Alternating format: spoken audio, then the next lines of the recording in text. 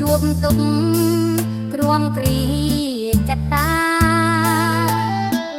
ត្រចាំងរងីវេទនីកាយាអោជោគវាសនាខ្ញុំកុំសត់ម្ល៉ាំងដាញ់ឃ្លានភ័យខ្លាចគ្មានអ្វីទីពឹងជាទីពុំនឹងនៅក្នុងគ្រួសារអោវត្តអារាម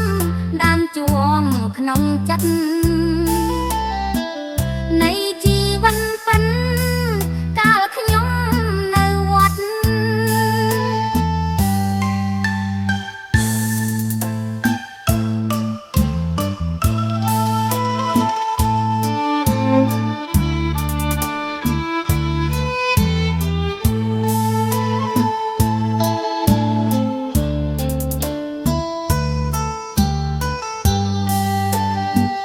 លោកតាប្រណី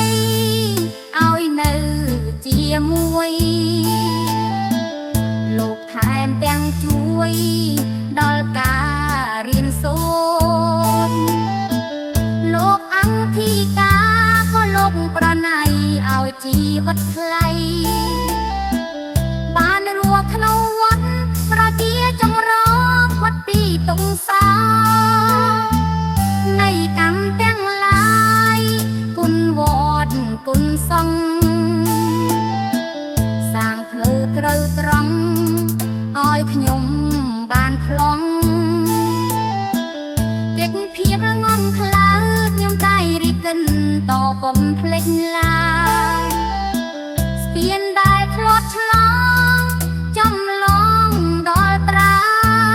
យខ្ញុំមិនភ្លេចឡើយស្ពានវត្តអារាមដោយសាររំលំនៃព្រះពុទ្ធសាសនា